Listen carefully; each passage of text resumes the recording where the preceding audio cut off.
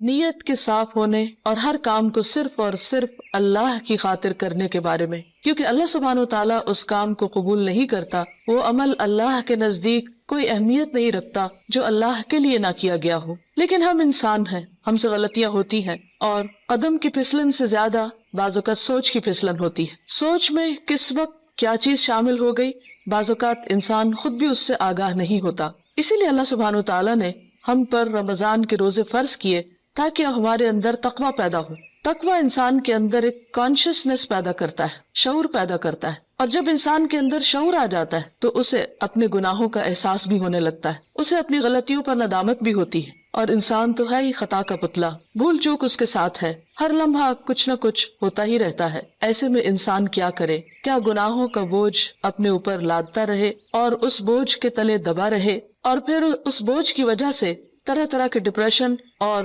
غم اور دکھ کا شکار رہے؟ نہیں، اللہ رب العزت واسع المغفرہ ہے، غفور الرحیم ہے، وہ اپنے بندوں کے گناہوں کو معاف کرتا ہے۔ رمضان کا مہینہ اس اعتبار سے ایک بہترین موقع ہے کہ ہم سب اپنے رب کی طرف رجوع کریں، انفرادی طور پر بھی اور اجتماعی طور پر بھی، اور اپنے گناہوں کی معافی مانگے۔ اللہ تعالیٰ کا وعدہ ہے کہ جو شخص سچے دل سے گناہوں کی معافی مانگے گا، اللہ تعالیٰ اس کو ضرور معاف کر دے گا، اور اللہ تعالیٰ کو معاف کرنے میں کچھ مشکل نہیں۔ قرآن مجید میں اللہ تعالیٰ فرماتے ہیں، قُلْ يَا عِبَادِيَ الَّذِينَ أَسْرَفُوا عَلَىٰ أَنفُسِهِمْ لَا تَقْنَطُوا مِن رَحْمَةِ اللَّهِ إِنَّ اللَّهَ يَغْفِرُ الذُّنُوبَ جَمِيعًا۔ آپ کہہ دیجئے کہ اے میرے بندو جنہوں نے اپنی جانوں پر زیادتی کی ہے، جنہوں نے خود پر ظلم کیا ہے، لا تقنطوا من رحمت اللہ، اللہ کی رحمت سے مایوس نہ ہو جاؤ، بے شک اللہ سارے گناہ معاف کر سکتا ہے۔ اللہ تعالیٰ کے لیے کچھ بھی مشکل نہیں۔ ضرورت اس بات کی ہے کہ بندہ سچے دل کے ساتھ، پورے اخلاص کے ساتھ اللہ تعالیٰ کی طرف رجوع کرے۔ ویسے تو رمضان بذات خود گناہوں کے کفارہ کا ذریعہ ہے۔ حدیث میں آتا ہے، نبی صلی اللہ علیہ وسلم نے فرمایا، وَرَمَضَانُ إِلَى رَمَضَانَ مُكَفِّرَاتٌ مَا بَيْنَهُنَّ إِذَا اجْتُنِبَتِ الْكَبَائِرُ۔ ایک رمضان دوسرے رمضان تک اپنے درمیان ہونے والے گناہوں کو مٹا دیتا ہے جبکہ کبیرہ گناہوں سے اجتناب کیا جائے۔ اسی طرح جب انسان ایمان اور احتساب کے ساتھ روزہ رکھتا ہے، وہ بھی اس کے گناہوں کی بخشش کا ذریعہ بنتا ہے، راتوں کا قیام بھی بخشش کا ذریعہ بنتا ہے۔ لیکن اس کے ساتھ ساتھ انسان کو پورے شعور کے ساتھ، پورے احساس کے ساتھ خود اللہ کی طرف رجوع کرنا چاہیے اور اپنے گناہوں کی معافی مانگنی چاہیے، خصوصاً کبیرہ گناہ، ان کے لیے معافی مانگنا ضروری ہے۔ اللہ تعالیٰ سے توبہ کرنے کا ایک طریقہ بھی بتایا گیا، اور وہ یہ کہ انسان اپنے گناہوں پر نادم ہو، شرمندہ ہو، ان کا اعتراف کرے، ان کو مانے، اور پھر آئندہ نہ کرنے کا وعدہ کرے، اور پھر اپنی زندگی کی اصلاح کر لے۔ انسان کی انسانیت اسی میں ہے کہ وہ اللہ تعالیٰ کی طرف رجوع کر لے اور گناہوں کا اعتراف کرے۔ انسان اور شیطان میں یہی فرق ہے۔ شیطان نے جب انسان کو یعنی آدم علیہ السلام کو سجدہ کرنے سے انکار کیا تو اس کے بعد جب اس سے پوچھا گیا کہ ما منعک الا تسجد اذ امرتک، اللہ تعالیٰ نے فرمایا کہ تمہیں کس چیز نے روکا تھا کہ تم سجدہ کرتے جبکہ میں نے تمہیں حکم دیا تھا، تو اس پر بجائے اس کے کہ وہ نادم ہوتا، اپنی غلطی کا اعتراف کرتا، وہ اکڑ گیا اور اللہ سبحانہ و تعالیٰ کو بلیم کرنے لگا۔ اس کے برعکس آدم علیہ السلام سے جب خطا ہوئی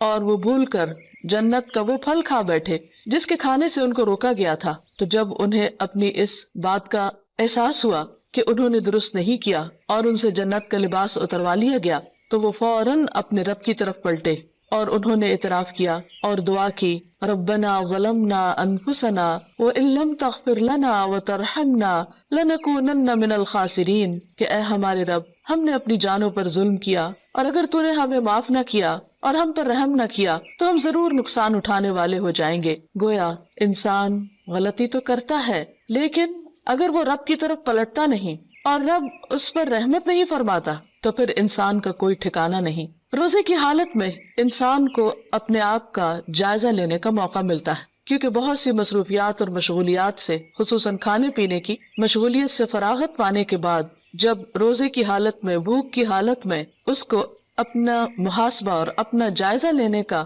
موقع ملتا ہے تو اپنی چھوٹی بڑی بہت سی خطائیں، بہت سی غلطیاں یاد آنے لگتی ہیں۔ ایسے میں انسان کا کام یہ ہے کہ انسان اپنی ہر غلطی پر اللہ تعالیٰ سے توبہ کرے اور دن میں کثرت کے ساتھ استغفار کرتا رہے، اللہ سبحانہ و تعالیٰ کی طرف رجوع کرتا رہے۔ خاص طور پر روزے کی افطاری کے وقت اور پھر سحری کے وقت، کیونکہ سحری کا وقت توبہ استغفار کا وقت ہے۔ قرآن مجید میں اللہ تعالیٰ اپنے بندوں کی خصوصیت بیان کرتے ہیں، وَبِالْأَسْحَارِ هُمْ يَسْتَغْفِرُونَ، اور سحری کے وقت وہ استغفار کرتے ہیں۔ سحری کے وقت یا تو سحری کی تیاری ہو رہی ہوتی ہے یا پھر انسان اس وقت کچھ کھا پی رہا ہوتا ہے، لیکن کچھ نہ کچھ وقت، خواہ وہ کام کاج کے دوران ہی کیوں نہ ہو، ضرور ایسا نکالنا چاہیے کہ جس میں انسان شعوری طور پر اللہ تعالیٰ سے توبہ کرے، کیونکہ اللہ تعالیٰ اس وقت اپنے بندوں کی طرف خاص طور پر توجہ فرماتا ہے۔ حدیث میں آتا ہے، ينزل اللہ تعالی الى السماء الدنیا كل ليلة لنصف الليل الآخر او لثلث الليل الآخر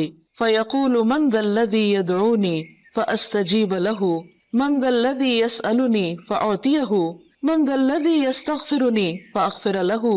حتى يطلع الفجر۔ اللہ تعالیٰ ہر رات کو آدھی رات یا ایک تہائی رات کے آخری حصے میں آسمان دنیا پر نزول فرماتے ہیں اور ارشاد فرماتے ہیں کہ کون ہے جو مجھ سے دعا مانگے اور میں اس کی دعا قبول کروں، کوئی ہے جو مجھ سے سوال کرے کہ میں اسے عطا کروں، کون ہے جو مجھ سے استغفار طلب کرے اور میں اسے بخش دوں، یہاں تک کہ فجر طلوع ہو جاتی ہے۔ یعنی اس وقت خاص طور پر اللہ تعالیٰ اپنے بندے کی طرف متوجہ ہو کر اس کو پکارتا ہے کہ تم غلطی کرنے کے بعد میری طرف لوٹ آؤ۔ رمضان ایک مبارک موقع ہے کہ جس میں انسان سحری کے وقت اٹھ ہی جاتا ہے، تو اس وقت اللہ سبحانہ وتعالیٰ کی اس پکار پر لبیک کہتے ہوئے اپنے گناہوں کی معافی مانگنی چاہیے اور اس کی طرف رجوع کرنا چاہیے، کیونکہ وَمَن يَغْفِرُ الذُّنُوبَ إِلَّا اللَّهُ، کون ہے جو گناہوں کی بخشش کرے سوائے اللہ کے۔ ہم میں سے کون ہے جو یہ دعویٰ کرے کہ اس سے کبھی کوئی غلطی نہیں ہوئی یا اس نے کوئی گناہ نہیں کیا؟ ہم سب خطا کار انسان ہیں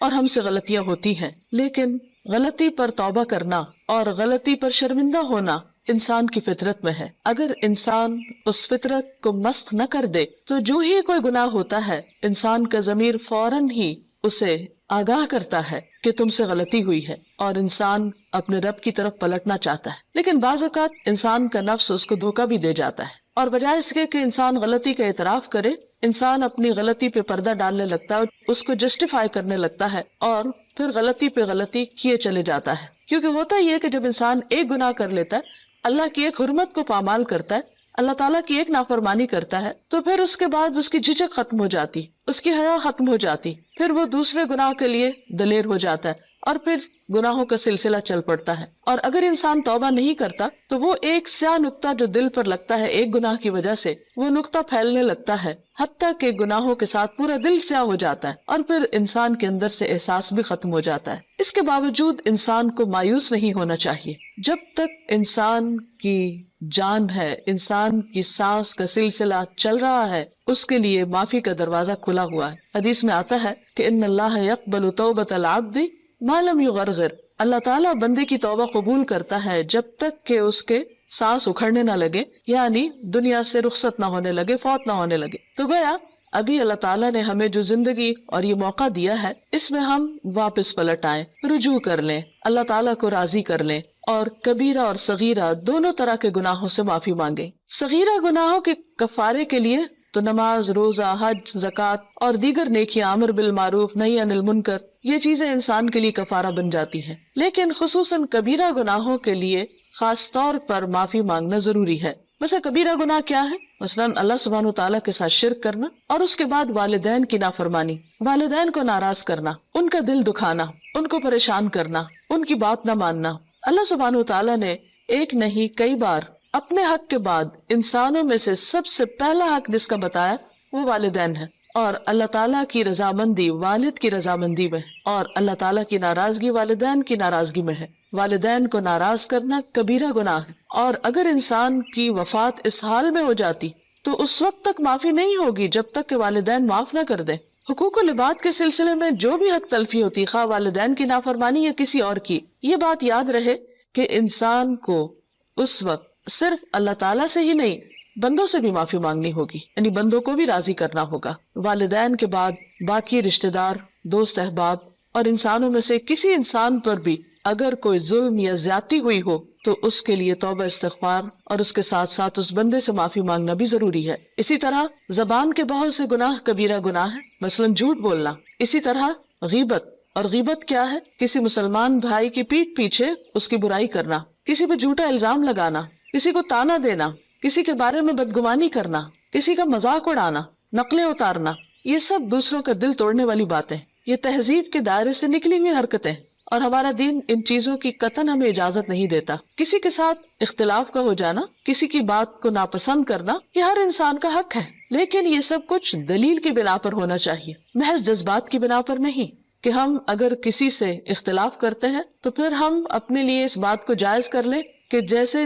چاہیں پھر اس کے ساتھ معاملہ کریں، یا جیسے چاہیں اس پر الزام تراشی کریں، اور پھر اس کے بعد خود کو سچا ثابت کر کے اپنے آپ کو مطمئن کر لیں، تو یہ بات جائز نہ ہوگی، یہ کافی نہ ہوگی۔ انسان کے لیے خود اس کا سب سے بڑا دشمن اس کا اپنا نفس ہے، اور انسان بعض اوقات باہر کے دشمن کو پہچان لیتا ہے لیکن اندر کے دشمن کو نہیں پہچانتا، جب وہ انسان کو غلطی پر تھپکیاں دے کر سلا دیتا ہے، یا اس کو مطمئن کر دیتا ہے، یا پھر اسے صرف دوسروں کے عیب دکھاتا رہتا ہے اور اپنے عیب بھلوا دیتا ہے۔ اس لیے بہت ضروری ہے کہ ہم ان تمام گناہوں، خواہ وہ جسم سے تعلق رکھتے ہوں، خواہ وہ دل سے تعلق رکھتے ہوں، خواہ وہ زبان سے تعلق رکھتے ہوں، ان تمام گناہوں پر نمبر 1 شرمندگی کا اظہار کریں، نمبر 2 ان کا اعتراف کریں، نمبر 3 آئندہ نہ کرنے کا وعدہ کریں، اور نمبر 4 اللہ رب العزت سے دعا کریں کہ وہ ان گناہوں کو ڈھانپ دے، ان کو ہمارے نامہ اعمال سے مٹا دے، اور ہماری توبہ کی وجہ سے ان گناہوں کو بھی ہماری نیکیوں میں بدل دے،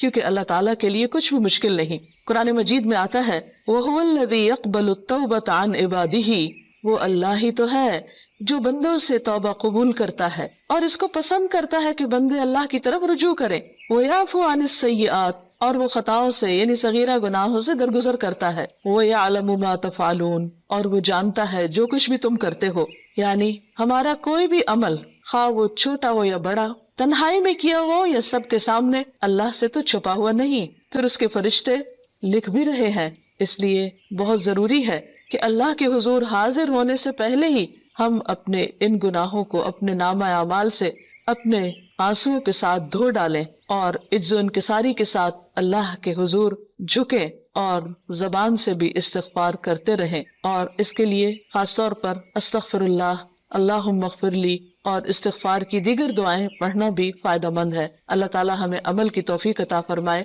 وآخر دعوانا ان الحمد للہ رب العالمین۔